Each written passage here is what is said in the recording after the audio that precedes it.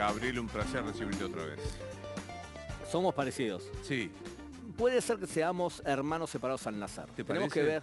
Puede ser. La otra vez me dijiste que yo era más joven. Sí, lejos. Me parece que no, Aparte me puse anteojos solo para que el parecido sea lo más próximo posible. Hay que preguntarle a la gente que está viendo este programa, ¿somos Claro. parecidos o no? De escala del 1 al 10. Y ahí nos van mandando a nuestras Claro, redes. tal cual. Bueno, gracias por venir. Un placer. Empiezo de lo muy particular para después ir a lo general. Primero quiero volver a recomendar dos de los libros de Gabriel. Este que me parece que se transforma en un hecho vital, que son 300 preguntas en 300 palabras, sin metáfora, sobre el conflicto que estamos viviendo. Para poder entenderlo, digo, somos muy ignorantes sobre este tema y nos permitimos opinar, así que súper recomiendo, y después voy a mostrar el otro también. Hoy la Corte Penal Internacional toma una decisión, a mi modo de ver, demasiado salomónica, que condena, pide la captura de Netanyahu, premier israelí, más el titular de Hamas y a uno de los jefes de... ¿Cómo te cae esto? Mira, el problema es que como estudiante de abogacía me molesta cuando una organización que debe ser el paladín de la ley toma una decisión que está tan alejada de la ley. Porque para poder tomar esa decisión, la Corte Penal Internacional debería tener jurisdicción. O sea, podría actuar sobre un terreno determinado. Israel no firmó la adhesión y Palestina no es un Estado. Claro. Entonces se inventaron los jueces, activistas, universalistas, que tienen derecho sobre algo que no tienen derecho. Eso por un lado.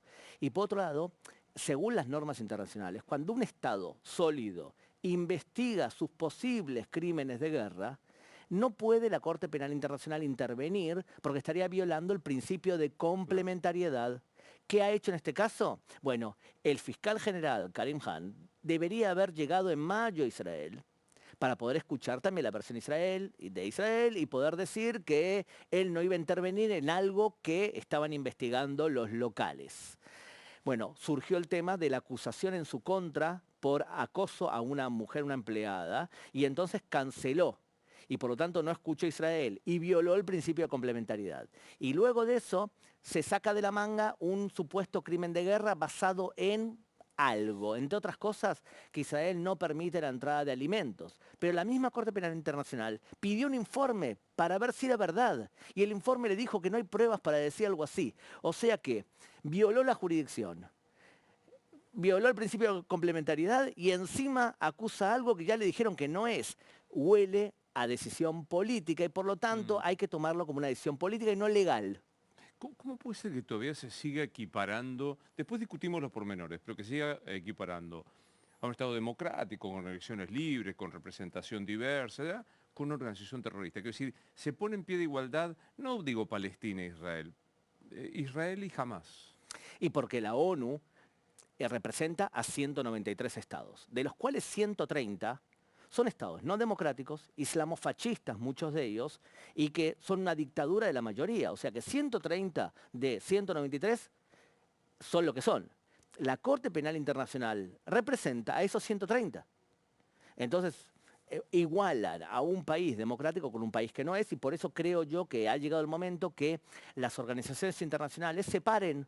No puede ser que Argentina, con su nivel de democracia bastante positivo, tenga el mismo estatus que Sudán del Norte. No puede ser que los dos tengan un voto. Pero fíjate lo ridículo de todo esto. ¿A quién acusan del lado de Hamas por crímenes de guerra?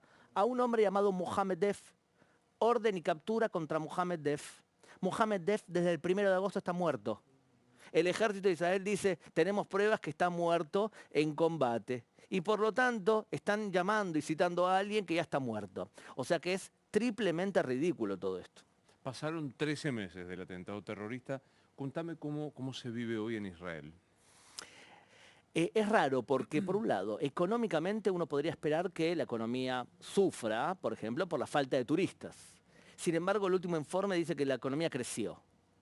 La gente sigue trabajando desde su casa porque en parte es un país muy tecnológico que permite que pueda seguir avanzando incluso de forma remota. Por otro lado, los soldados de Israel quieren seguir adelante, no quieren que la guerra pare. Eso te demuestra que quizás los soldados son los convencidos, las familias son los convencidos de la justicia de la guerra y los generales y los políticos van detrás de la ciudadanía.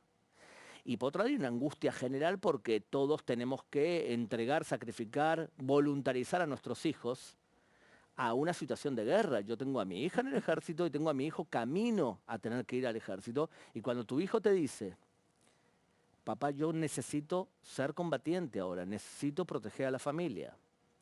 Vos ya lo hiciste en el pasado.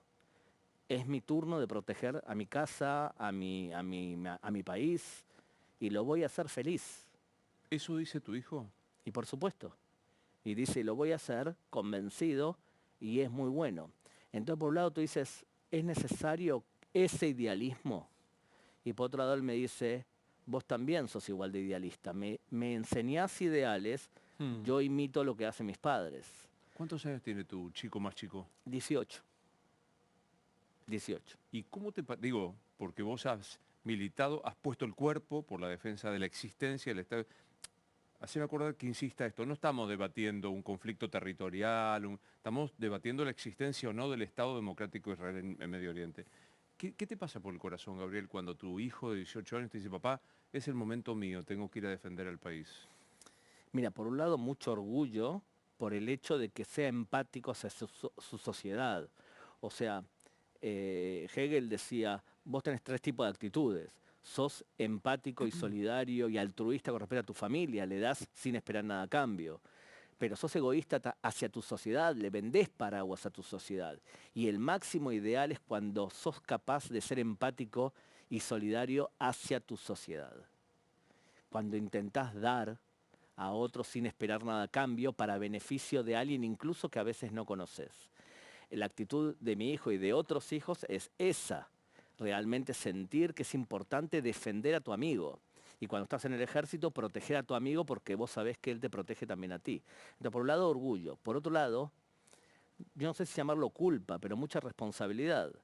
Porque yo decidí irme de Argentina para ir a vivir a otro país. Y por mi decisión, mi hijo ahora siente lo que siente y tiene que exponerse a un peligro físico real. Entonces no puedo sacarme encima la responsabilidad o indirectamente la culpa de haber predestinado su destino. Pero, ¿sabes? Al fin y al cabo, cada uno elige su propio destino y es una decisión también de él y yo tengo que apoyarlo en su decisión de exponerse. Lo tengo que apoyar, porque ella lo decidió. Hubiese preferido que no lo haga, hubiese preferido que no estemos en guerra, hubiese preferido que ningún hijo de ningún israelí y de ningún palestino sepa lo que es la muerte y experimentar la muerte de cerca. Pero es lo que hay. Digo mal, exagero cuando digo no es una batalla menor, es la batalla por la existencia de un Estado y la democracia liberal. Sí, totalmente. Y es Israel el que está defendiendo los valores de las democracias y de los valores de países que respetan la ley y de democracias y de valores, ¿sabes qué? Incluso judeocristianos y de los valores de la producción y de la meritocracia, que es un país que cuando tú te esfuerzas, estudias y consigues cosas, te felicitan. Todos esos valores que estaban representados en las democracias modernas occidentales están siendo desafiados en varios lugares, especialmente en Europa. Entonces es probable que si Israel cae, que no va a caer, entonces se vean afectadas un montón de democracias más débiles o de sociedades que no saben muy bien qué quieren. Y lo ves específicamente en Europa esto, menos en otros países. Tuvo mucha razón y se adelantó mucho Oriana Fallaci cuando decía la rabia y el odio. Tenía mucha razón, ¿no? Sí, tenía mucha razón, pero lo que pasa es que no era políticamente correcta en esa época. Y yo cuando empecé a dedicarme a esto y a estudiar Islam, y decía que el radicalismo islámico, que es la minoría del Islam, es el agresor y que agrede en Europa, en Estados Unidos y también explota embajadas y AMIAs en Argentina y en otros lugares, ese radicalismo islámico es la cuna del problema. Cuando yo empezaba a decirlo eso, también me acusaban de ser políticamente incorrecto. Lo que pasa es que es muy complicado modificar patrones de conductas y prejuicios de personas que toman ciertas verdades como dogmas. Te voy a dar un ejemplo. Cuando te enseñan en una universidad de América Latina que los conflictos son territoriales y que todo es un problema por tierras y que todo es un problema por ocupación o que la gente busca ganar gas y hacerse de gas y de petróleo. Y de pronto vienen especialistas del Medio Oriente y te dicen, los conflictos en Medio Oriente son religiosos y tribales. A una persona que no tenga amplitud intelectual va a decir, no, esto no es contrario a lo que me explicaron en mi universidad materialista. Bueno, ahí está la diferencia entre una persona que acepta que no toda la realidad es según mi espejo, o sea, yo soy liberal, todos son liberales. Yo soy Claro. laico, todos son laicos. Yo soy bueno, todos son buenos. No, hay personas que no son laicas, que no son liberales y que no son democráticas. Dijiste muy bien, es un conflicto religioso e ideológico, creo que fue la expresión que utilizaste. Háblame de ese 10% de fanáticos del Islam. ¿Qué pretenden? ¿Cuál es su ideología? Bueno, digamos, el paraíso es que todo el mundo sea musulmán. Y dividen al mundo terrenal entre lo que es Islam y lo que algún día será Islam. Se llama en terminología islámica Dar el-Harb, que es la casa de la espada, lo que algún día será Islam, y Dar el-Islam. Y Dar el-Islam en el ideal va desde Afganistán hasta España. Ahí, en el pasado, gobernaba un califa que imponía la ley religiosa y política a la vez. El momento culmine para ellos es el año 750, que dice los omeyas, tenían un califa y gobernaban todo eso.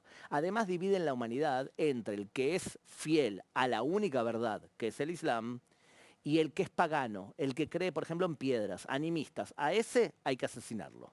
Hay que asesinarlo. Por supuesto, entonces fíjate lo que hicieron con los paganos en Darfur, o con las mujeres hasidíes y los hombres hasidíes en Siria. Ellos son paganos, no creen en un solo Dios, y no creen en la verdad suprema.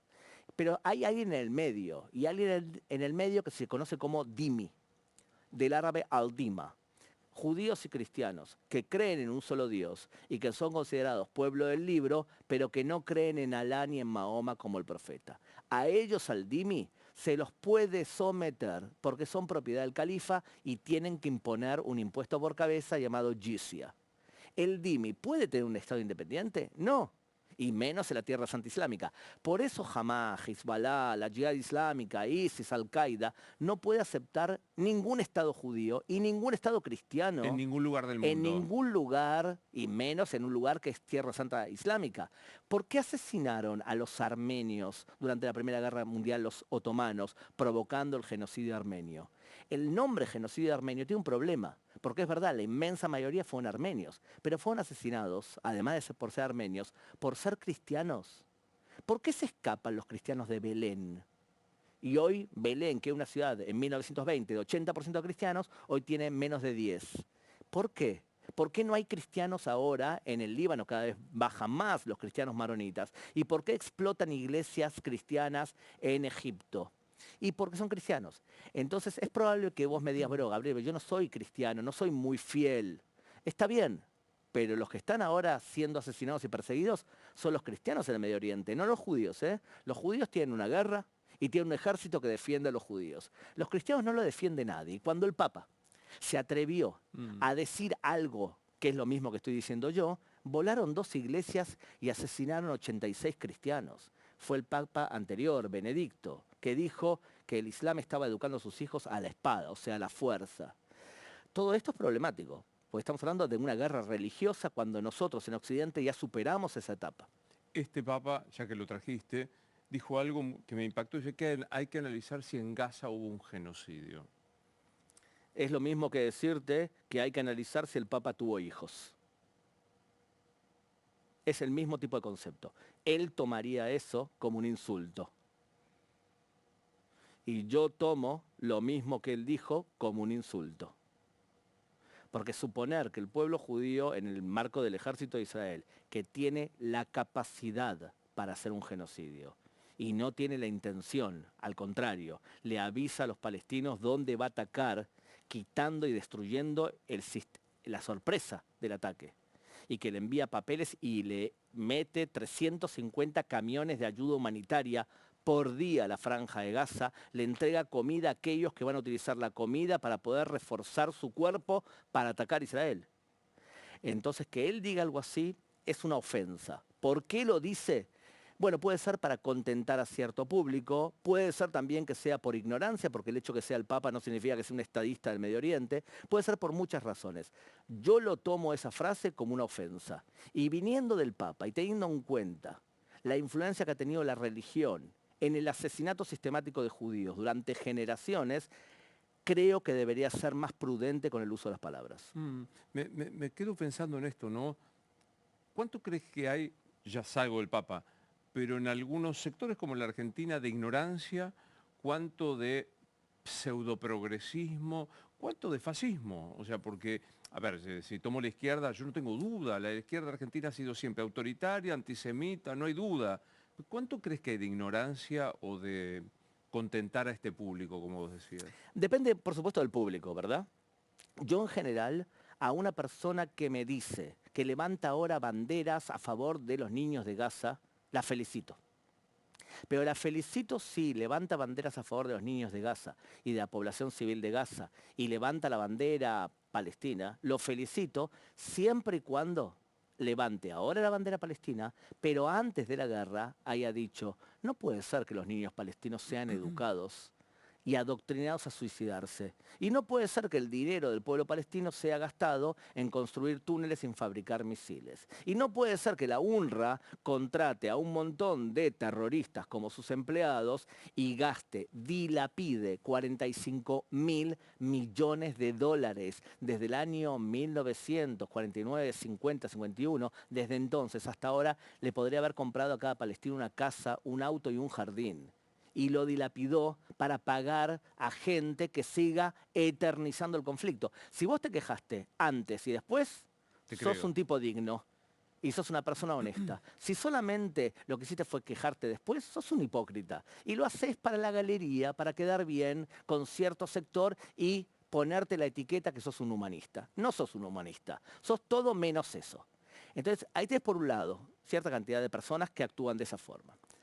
Por otro lado, hay un fenómeno que es real, que nos duele a todos y que afecta mucho universidades, algunos medios de comunicación, que es el fenómeno de la interseccionalidad. Y lo voy a explicar rápidamente. Mira, imagínate que tú eres una persona que perteneces al grupo LGTB. ¿Está bien? Soy. ¿Ok? O sea que imaginemos algo real. Entonces imaginemos también que tú eres una persona que eres pobre.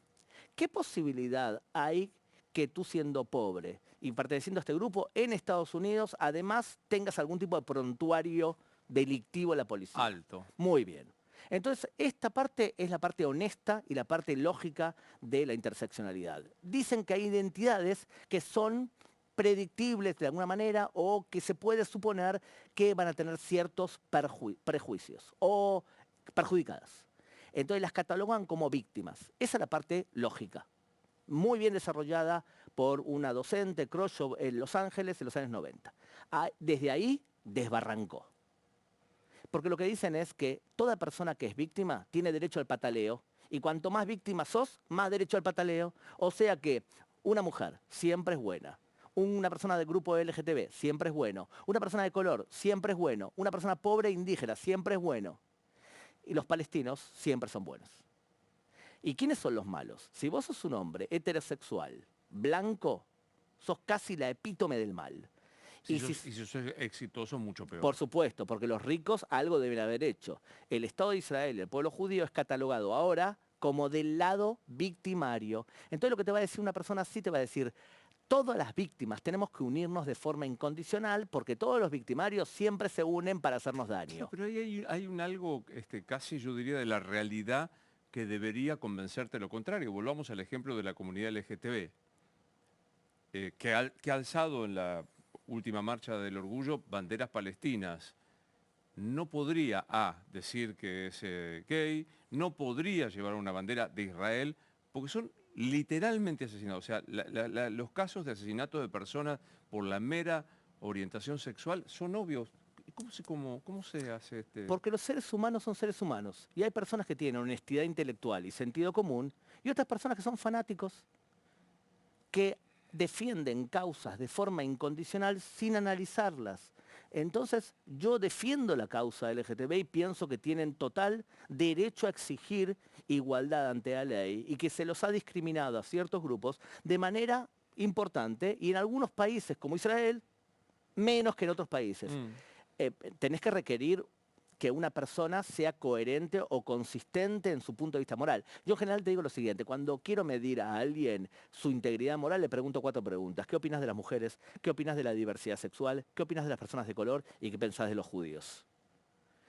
Una persona puede ser muy correcta y muy sensible en 3 temas y después en uno pisar el palito. Y además, puedes que sea una persona que tenga incluso un premio Nobel, pero cuando habla de ciertos temas, se transforma en un troglodita. Pérez Esquivel, premio Nobel de la Paz, cuando habla de Israel y de los judíos, se transforma en un analfabeto. No entiende el conflicto palestino-israelí, habla de lo que no sabe, habla de forma extremadamente agresiva. Te das cuenta, una persona puede ser buena para ciertas cosas y para ciertas cosas demostrar que sos una persona poco digno del título que te atribuís. Traigo algo que decías antes, hay un 10% del Islam radicalizado. ¿Cuánto poder ejerce este 10% por sobre todo el resto? Y bastante, porque son muy fuertes en ciertos países del Medio Oriente. Entonces tú tienes a un país radical islámico como Qatar, que tiene mucho dinero y que tiene la televisión más fuerte de todo el Medio Oriente, que es Al Jazeera, que también transmite en árabe, en inglés y en otros idiomas, y que también tiene una especie de plataforma progre. O sea, Al Jazeera te puede explicar en un programa de televisión en árabe cómo golpear a una mujer, porque se puede golpear a una mujer en el ¿Cómo? Islam. Se puede golpear a la mujer en el radicalismo islámico. Pero Al Jazeera explica el cómo. Por supuesto, te va a decir, no golpees a la mujer, a tu esposa, adelante de un niño. No golpees a la mujer en el rostro, porque eso lo van a ver los vecinos. Entonces te explica cómo golpear a una mujer. Eso ha ocurrido durante años en un programa incluso de preguntas y respuestas que la gente preguntaba y le explicaban cómo golpear a una mujer. Entonces, eso transmite Al Jazeera por un lado. Pero en América Latina te vende la versión progre AJ+, que es Al Jazeera para personas que no entienden el Medio Oriente. Entonces te muestran que son humanistas. Es Al Jazeera, es la misma Al Jazeera. Entonces Al Jazeera pagó, perdón, Qatar, la dueña de Al Jazeera, pagó 4.700 millones de dólares para financiar universidades en Estados Unidos. ¿Querés entender por qué hay manifestaciones antisemitas en Estados Unidos? ¿Quién pagó todo eso? Entonces, países como esos, cuando viene el expresidente de Argentina y se vanagloria Macri, que tiene el amigo, el emir de Qatar, bueno, estás hablando de un país muy problemático, que pagó las cuentas de ISIS durante varios años y que pagó las cuentas de Hamas. Qatar pagó 20 a 25 millones de dólares por mes para que Qatar pueda planificar y hacer el atentado que hizo el 7 de octubre. Por lo tanto, sería... Jamás. Dijiste Qatar, pero jamás hizo. Qatar pagó a Hamas para que hiciera el atentado. Entonces, si tenés un amigo catarí, yo te aconsejo, disimúlalo y no le pongas a la camiseta líneas aéreas de Qatar, porque estás promocionando un país que es claramente yihadista. Otro país que va camino a eso es Turquía. Yo creo que Turquía va a ser dentro de 10 años lo que hoy es Irán. Irán también es un problema en todo esto. Y hay países que se van moderando. ¿De qué depende? De la educación. Revisa los programas de estudios y te vas a dar cuenta quién incita y quién busca la tolerancia. Te voy a dar el ejemplo bueno. Emiratos Árabes Unidos echó a los profesores palestinos que adoctrinaban a la violencia e impuso un programa llamado Tolerancia. Entonces tú vas a Dubái y vas a ver en el mismo lugar, en la casa de Abraham, una iglesia, una sinagoga y una mezquita. Arabia Saudita está haciendo lo mismo. Es por eso que para solucionar el conflicto palestino-israelí, ¿de qué depende? Educarse a la paz y a la tolerancia, y que el judío y el cristiano no es dimi, no es inferior, y vas a lograr la paz. Me quedo pensando en esto de... En Irán, ¿qué es hoy Irán, Gabriel? A ver, Irán es un país que tiene una dirigencia chiita, y el chiismo es el 15% del Islam. La mayoría del Islam es sunita. Y el chiita, el origen, se siente obsesionadamente perseguido y cree que los sunitas se los van a comer. Entonces decidieron, desde la Revolución Islámica, crear un pulpo alrededor del Medio Oriente y también en América Latina para subsistir. Lo que más le importa es que el régimen chiita se mantenga en pie. Entonces, ¿qué han creado? Han creado una fuerza revolucionaria, una guardia revolucionaria para sostener militarmente al régimen, incluso policías, llamados las fuerzas Basij, que lo que hacen es disparar como francotiradores contra todo aquel manifestante que pone en peligro potencial al régimen. Entonces, internamente, someten a la población a la violencia, lo hemos visto. Pero externamente crearon varias cosas. Primero, comunidades chiitas que apoyan a Irán y que a veces mandan dinero a Irán y que a veces lavan dinero para Irán o para Hezbollah. Y por otro lado han creado un pulpo en donde rodean a los enemigos de Irán, especialmente Israel. Entonces arman, financian a Hezbollah, armaron y financiaron a los hutíes en Yemen, a Hamas, a las fuerzas revolucionarias, a las guardias revolucionarias en Irak. Todos esos son los brazos del pulpo. Este pulpo hoy está débil y creo yo que va a ser más débil en los próximos meses. Ya sé que lo tengo que buscar acá, la diferencia entre chiitas y sunitas, pero en pocas palabras, ¿cuál es la diferencia? 15% chiitas, 85% sunitas. Los chiitas suelen ser más progres, pero no este régimen de los ayatolas, ¿está bien? Uno cree que el Islam tiene que estar gobernado por la sangre de Mahoma. O sea, por Mahoma, te lo digo rápido, que se casó, que su hija Fátima se casó con Ali Ben Talib y tuvieron hijos Hassan y Hussein. Eso es la sangre de Mahoma. Esos son la fracción de Ali. En árabe, Shiat Ali. Ahí viene a parar Shiita. Y los sunitas creen que no, que tiene que gobernar la tribu de Mahoma. La tribu de Mahoma es la tribu de Quraysh. Uno la sangre, otro es la tribu. Por ejemplo, ¿cómo se llamaba el líder de ISIS? ¿Te acordás? No. El líder de ISIS tradicional era Abu Bakr al-Baghdadi al-Qurayshi, que era Abu Bakr, que es el primer califa después de Mahoma, al-Baghdadi, el que viene de Bagdad, al-Qurayshi, que viene de Quraysh. Según lo que te expliqué hoy, entonces, si es de Quraysh, es sunita. Si vos ves una persona que se convirtió al Islam y él se pone de nombre Ali, y es probable que sea chiita. Pero si se pone de nombre Abu Bakr, Omar, Othman, son los nombres de los califas sunitas. Entonces, hoy lo que tenés en el Medio Oriente es 4 fuerzas políticas. Chiitas, países radicales que pagan terrorismo pero que no lo hacen de forma directa, Qatar y Turquía. Grupos radicales islámicos que quieren un califato religioso, Hamas, Hezbollah, Al-Qaeda. Y por último, sunitas no radicales, que se van moderando. Con esos Israel firma la paz. Que fue lo que casi al borde estuvo antes del 7 de octubre con Arabia Saudita. Y que va a ocurrir. Va a ocurrir. Luis, no hay vuelta atrás. Los países sunitas moderados entienden que el problema es Irán. O sea, no lo va a entender la diputada del Partido Obrero, ¿cómo se llama? Sí. Sí, ella no lo va a entender, ¿está bien? Pero los Emiratos Árabes Unidos lo entienden, Arabia Saudita lo entiende, Kuwait lo entiende, Egipto lo entiende, Jordania lo entiende. Los del Medio Oriente lo entienden. O sea, por eso me causa medio gracia cuando una diputada así dice, queremos una Palestina libre, democrática y laica. La laicidad no llegó al Medio Oriente, ¿está bien? La Revolución Francesa no penetró en Medio Oriente. Y la democracia, para que haya democracia tenés que tener clase media y necesitas una revolución industrial que cree clase media. La clase media pide derechos políticos y además tiene que estar acompañada por la Revolución Francesa en donde confiamos en el ser humano que tiene derecho a decidir. La democracia no llegó a Medio Oriente, o sea que vos desde tu casa en Buenos Aires o donde vivas podés pedir democrática, laica y no sé cuánto y la gente del Medio Oriente se parte de la risa de lo que estás diciendo. ¿Cómo lo vivís personalmente cuando ves Ámsterdam, cuando ves la cantante en Eurovisión, la cantante israelí en Eurovisión, cuando ves los estudiantes en las universidades americanas? Yo quedé muy impactado cuando vi que en algunas universidades habían hecho un corredor para judíos, para que pudieran entrar a la universidad y no ser insultados. ¿Cómo lo vivís siendo judío? Bueno, fíjate que el segundo libro, que ahora seguro está mostrando, y el cámara nos va a estar insultando porque te va a hacer foco, pero este libro... Me encanta que entiendas de tele porque, claro, está muy y bien. era productor de noticias para Televisión Española y para Portugal. Ahí está. Pero mira, lo hizo y muy bien. Y rápido.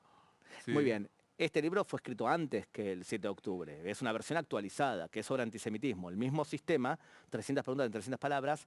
Para mí el antisemitismo es un fenómeno viejo, tiene 2000 años. Entonces no es algo nuevo lo que está pasando. Lo que ocurre es que después del Holocausto era más políticamente incorrecto decir yo soy antisemita. Hoy un antisemita moderno en general te va a decir 3 tipos de discursos. Te va a decir, yo no soy antisemita, soy antisionista. Contá la diferencia. Y el sionismo es creer que los judíos son un pueblo. Y que tienen derecho a un país propio, como los palestinos. ¿Quién pensás que sos vos para decir que los judíos no son un pueblo? Vos que naciste hace 200 años. Tenés un pueblo que tiene 3.850 años, el judío es el descendiente del reino de Judea, Jesús era un judío viviendo en Judea. Tenés más pruebas arqueológicas de la existencia del pueblo judío de lo que te puedes imaginar en tu propio país y tenés el derecho de decir vos quiénes son los judíos, que es una característica del antisemita. El antisemita se cree con derecho de decirle a los judíos lo que son. ¿Está bien? Y cuando lo más importante de la sociedad era la religión, se odiaba al judío por religión. Y cuando lo más importante de las sociedades es la nación, se odia al judío con argumentos nacionales. Y cuando lo más importante de una sociedad son la defensa de los derechos humanos, se acusa al judío de violar los derechos humanos. Porque el antisemitismo es un fenómeno que muta. Tiene una capacidad de mutación increíble, tiene 2000 años de experiencia mutando. Y además, vos imaginate, Luis, que vos sos un gran defensor, no sé, de los pescados, de los peces globo bufón. Es un pececito que cuando Sí, lo atacan se infla, ¿está? sí. ¿Alguien te haría una entrevista? ¿Vos harías una entrevista como periodista a alguien que defiende los globos bufón? Difícil. No llama la atención, ¿verdad? Pero si vos decís que sos un defensor de los globos bufón y el peor país que mata esos peces son los judíos, e Israel es el gran Depredador. depredador de los globos bufón, ¿qué pensás? ¿Lo llamarían en la televisión española, la Altamente BBC de probable. Londres, en El País y en otro tipo de cadenas antisemitas? ¿Lo llamarían a él para una entrevista? Altamente probable. ¿Por qué? Porque te hace un upgrade. Tenés 2000 años de experiencia y de pronto te transformás, no en un desgraciado, te transformás en el paladín de esa lucha que venimos combatiendo hace 2000 años, nosotros, los antisemitas. Entonces, hoy en día, un antisemita te va a decir, no soy antisemita, soy antisionista, te va a decir, los judíos dominan el mundo, están detrás de todas las barbaridades, están los judíos. Se llama el libro Los Protocolos de los Sabios de Sion, que tiene una versión argentina, El Plan Andinia. Y por eso, Yossi, ¿viste la serie? Yossi, el espía arrepentido, la policía metió a un agente para ver cómo los judíos iban a ejecutar el Plan Andinia. Entonces, y además te van a decir un tercer argumento, los judíos se inventan el holocausto o se inventaron el 7 de octubre. Es el discurso clásico de un antisemita. A este tipo de discurso hay que combatirlo, primero con la educación y después por la ley. Hay que demandar y llevar a juicio a promotores de antisemitismo. ¿Te gusta odiar a los judíos? ¿Te gusta odiar a las personas de color? ¿Te gusta odiar a las personas por su diversidad sexual? Hay que demandarlo. Es una pregunta naive y hasta impropia. Te la hago igual en honor al afecto y a la admiración que te tengo. Dijiste antes, y debería callarme la boca, uno tiende a pensar que si yo soy liberal, todos son liberales. No encuentro el modo de la justificación del odio a los judíos. ¿De dónde viene? Viene principalmente del hecho que el judío no aceptó al Dios verdadero. O sea, el origen del antisemitismo es un discurso religioso. ¿Bien? Y además, en según qué sociedad, se justifica por el judío siempre es el rebelde, que no acepta las normas. Siempre va contra las normas, porque, por ejemplo, es un defensor de los derechos humanos desde que se creó.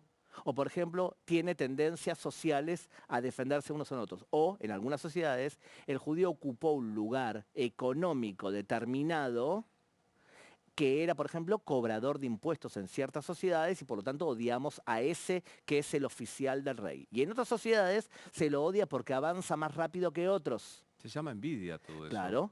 O sea que hay varias razones, depende de qué sociedad. Para muchos también es por ignorancia. Odio a aquel que es diferente y que no vive conmigo. Entonces depende de la persona. El origen es religioso, pero las razones dependen de la sociedad y no siempre es homogénea. Lo que Pero sí si es... el origen es religioso, no aceptar al Dios verdadero, bato entre comillas y negrita. Esto incluye a los cristianos, que no es aceptar a Dios uno y trino, y al Islam no aceptar a Alá y a Mahoma como su único profeta. Excelente. Fíjate la diferencia. Si la persona que nos está viendo es una persona cristiana, vamos a hacer esta pregunta simple. ¿Es lo mismo un cristiano hoy que un cristiano durante la conquista de América No, claro. o la Inquisición y las cruzadas? No, claro. ¿Qué fue lo que ocurrió? El cristianismo se modernizó, se transformó. Y en el caso de los judíos, después de la Segunda Guerra Mundial, se reunieron sacerdotes a preguntarse una pregunta honesta. Y es, ¿hay relación entre todo lo que enseñamos en las iglesias durante los sermones y las cámaras de gas? Y la respuesta que se dieron es, sí, hay relación. Entonces emitieron un concilio en el Concilio Vaticano II, emitieron una declaración Nostra Aetate que cambia la relación con los judíos. O sea, que el mundo cristiano con los judíos hoy vive en armonía, es más, me atrevería a decir que nunca vivieron mejor. El Islam, en su versión radical, piensa que cristianos y judíos están equivocados y son religiones anuladas. En árabe, din al-batel. Por eso se las persigue.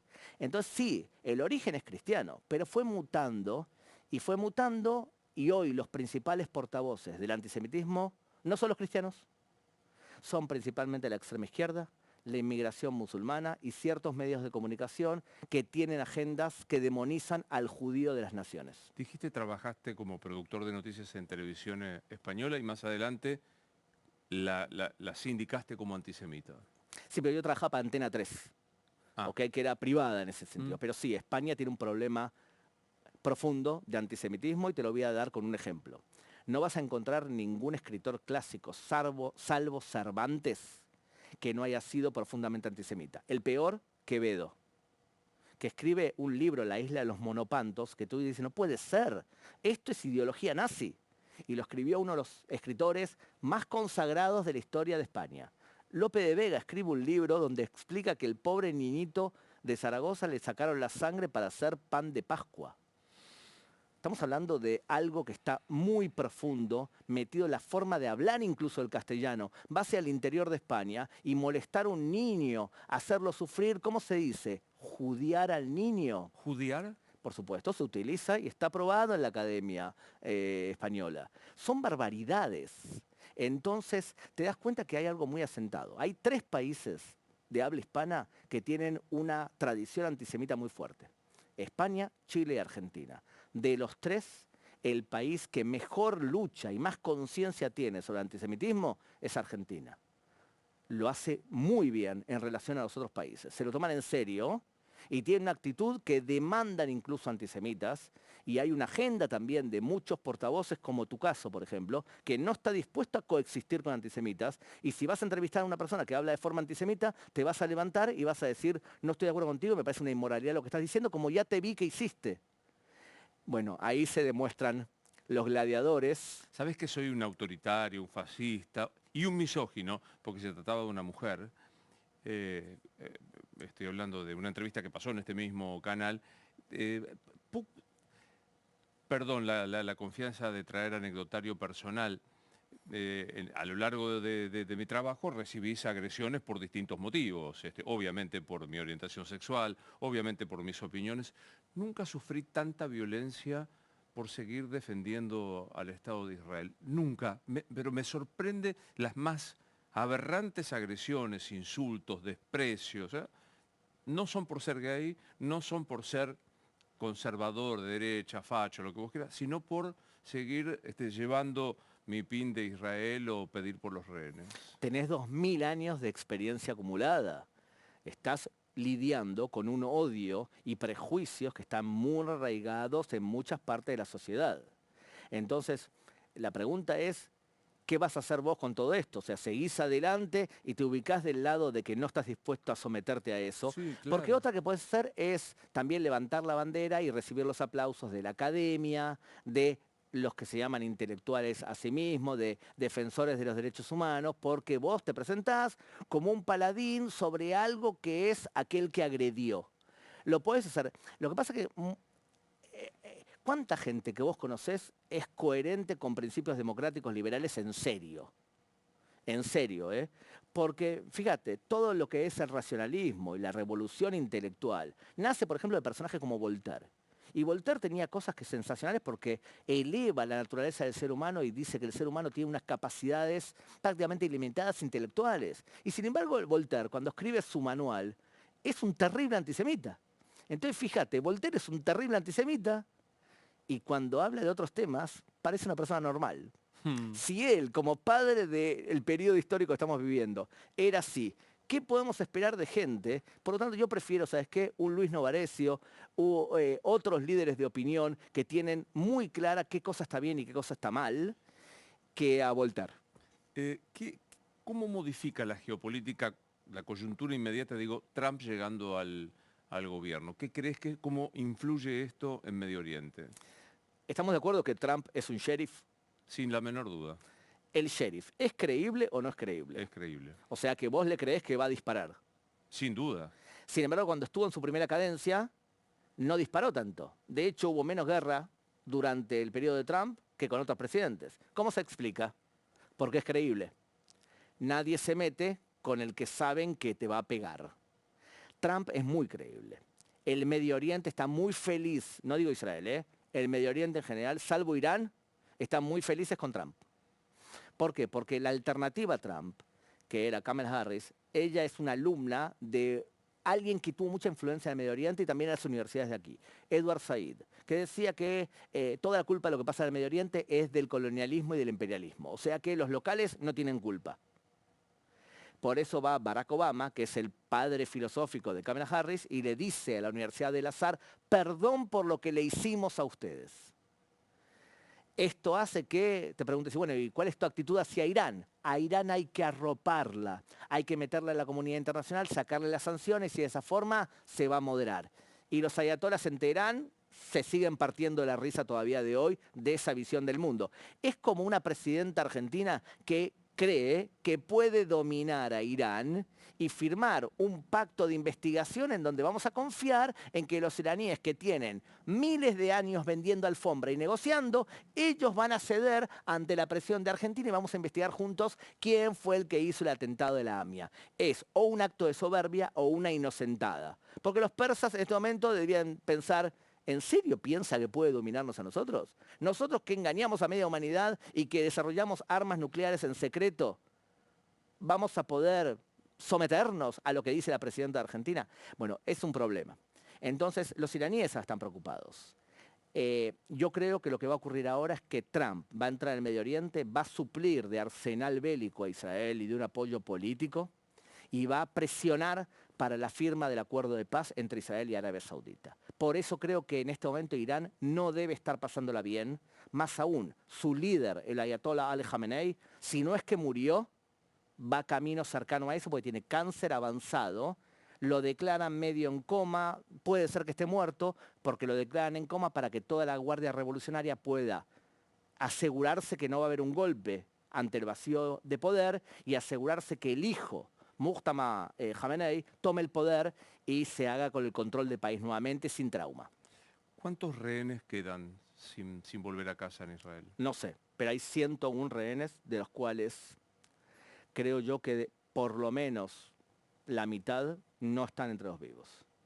Escuché testimonios de israelíes que escucharon por interrogados, por palestinos que atraparon, que cuerpos fueron enterrados y le pusieron cemento encima para que los familiares no puedan ni siquiera recuperar los huesos de los muertos.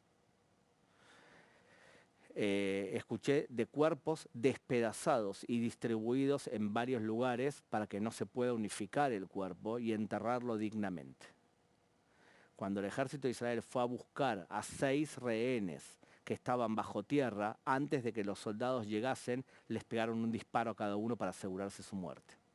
Estamos lidiando con personas que demuestran su inmoralidad más supina en la historia. En la conducta de los soldados de Hamás se los puede comparar a los soldados nazis. En la intención de lo que querían provocar, también se los puede provocar. Querían cometer un genocidio, por suerte no tenían la capacidad bélica para hacerlo. Entonces, Israel intenta negociar para recuperar a parte de ellos. Si la propuesta de negociación es un cese de fuego de varias semanas con la devolución de secuestrados que están vivos, yo estoy a favor. Yo creo que se tiene que hacer lo imposible para poder recuperar a personas vivas, incluso si a cambio tengo que liberar a presos palestinos que están en cárceles israelíes por asesinar judíos. Sí estoy dispuesto, porque otra vez, lo importante es preservar la vida de las personas que siguen vivas, de los judíos y de los palestinos también. De las personas que no son combatientes, se le debe proteger la vida y evitar que mueran personas que no deben morir. Evidentemente, si el propio terrorista va a colocar un niño como un escudo humano adrede, el que viola la ley es él, y el que es un inmoral es él. Yo tengo que hacer todo lo posible para evitar que ese niño muera. Si mi hijo Itán va a ir al ejército y le van a ordenar que mate a un inocente para hacer un acto inmoral, yo voy a hacerle juicio al ejército y voy a sacar a mi hijo del ejército. Yo no quiero que el ejército de Israel sea un ejército de bárbaros inmorales. Para sobrevivir en el Medio Oriente tienes que ser una potencia militar, económica, política y moral. Tenés que poder levantarte a la mañana y decir, estoy del lado correcto. No quiero matar a inocentes. Quiero preservar la vida y quiero paz. Si podés dormir tranquilo con eso, entonces vale la pena enviar a tu hijo al ejército. ¿Quién sos, Gabriel? En general me defino como aspiro a ser una buena persona, aspiro a ser un buen judío. No hay contradicción entre uno y la otra, una cosa y la otra. Pero la aspiración hace que te veas en mitad de camino. Porque si estás seguro que sos una buena persona, un buen judío, entonces crees que estás ya al final de tu camino. Yo aspiro a hacer eso. Y creo que es muy importante en los tiempos actuales seguir estudiando todo el tiempo. Entra por ahí alguien de buena fe, no los ideologizados, no los soberbios, que te dice, no me gusta lo que está haciendo Israel en Medio Oriente. ¿Qué le decís? ¿Tenés alguna idea cómo hacerlo mejor? Si tenés una idea cómo hacerlo mejor, hablemos sobre eso. Y además, tu forma de hablar es digna de una persona honesta.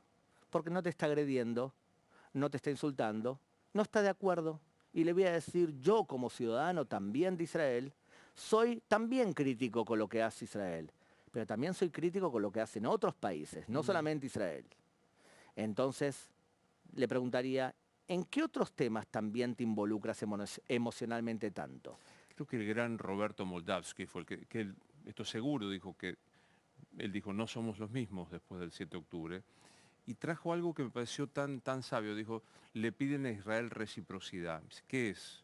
Secuestrar 2.000 personas, violar mujeres, poner en hornos a niños, descuartizar. Digo, esto, ¿no? Me impacta que se pida reciprocidad a un Estado democrático con el que uno puede sentir con el gobierno de turno, ¿no? Como una segunda etapa, ¿no?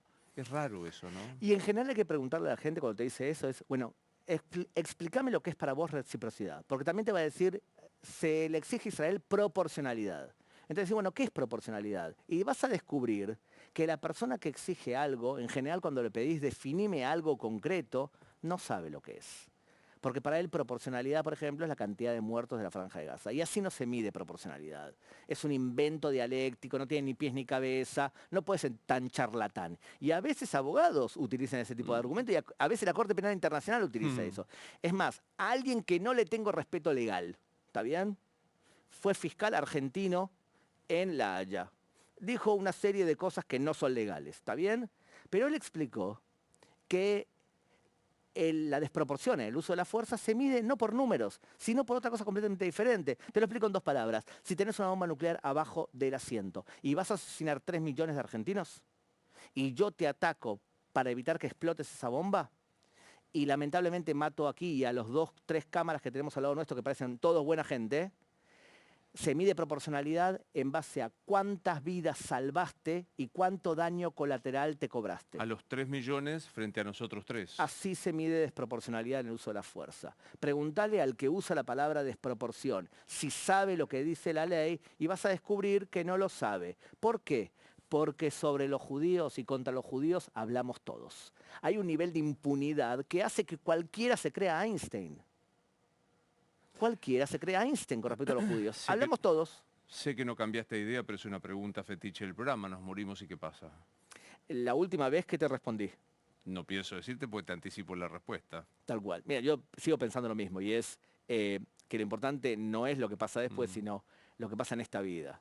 Y creo que nuestra misión es, todo el momento que estamos en la vida, ser lo que soñamos cuando fuimos creados, por el que hayamos sido creados. Incluso por tu padre, cuando pensó en tu hijo y pensó en el ideal, ¿qué espero que sea mi hijo? Tenemos que cumplir con esa misión sobre la tierra. Y lo hacemos de diferentes maneras. Cada uno elige cómo lo hace. Yo creo que lo importante, y a diferencia de lo que te dije la otra vez, que es lo mismo que esto, es si tenés pasión. Si lograste hacer lo que hagas, incluso si sos carpintero, si sos barrendero, si sos profesor de la universidad o si sos jugador de fútbol. Si sentís pasión y cuando vos trabajás en algo, no sentís que estás trabajando, más aún, no entendés por qué te pagan por hacer lo que haces, porque sentís pasión. Sí, tenés que vivir. Si lográs tener pasión en la vida y lográs también crear algo diferente y hacer la diferencia, justificás tu existencia. En mi caso, yo creo que estoy buscando en qué voy a hacer la diferencia y quizás la hice y no me di cuenta. Quizás la hice y no me doy cuenta. Lo importante es tener un cartel atrás que diga, sos tan bueno, Luis Novarecio, como tu última entrevista. Soy tan bueno como la última charla que di. Sos tan bueno como el último libro que escribiste. Sos tan bueno como la última clase que diste. El hecho que hace 20 años recibiste un premio Nobel no significa Claro. nada. Lo importante es lo que hice ayer. Y eso te obsesiona a justificar tu existencia en la Tierra. Bueno, quiero recomendar mucho las 300 preguntas en 300 palabras sobre el antisemitismo, perdón, que es este libro de Gabriel, y edición actualizada de las 300 preguntas con 300 palabras del conflicto de Medio Oriente, última, muy cortita. Entra por ahí Gabriel Ventasgal a los 16, con un poquito más de 30 años de experiencia. ¿Qué le decís al pibe ese? Simplemente 3 cosas. 1, estudia más de una carrera siempre para poder mezclar. 2, si naciste en un país que tiene de todo, pensá que no tenés nada. La maldición de un país rico es que la gente ve todo como natural. La bendición de un país pobre que no tiene recursos como el mío es que tenés que ser muy creativo para poder sobrevivir. Y tercero, tener una buena cultura del fracaso. Si fracasás, contáselo a la gente porque eso te anima a seguir probando. Buena cultura del fracaso, estudiar más de una carrera y pensar que no tenés nada y por eso tenés que ser creativo. Eso le diría a un Gabriel de 16 años. No hay ningún lugar común. Es un enorme placer escucharte. Aprendo un montón cada vez. Un abrazo fuerte para vos, para la familia y especialmente para Aitán. Muchas gracias. Gracias.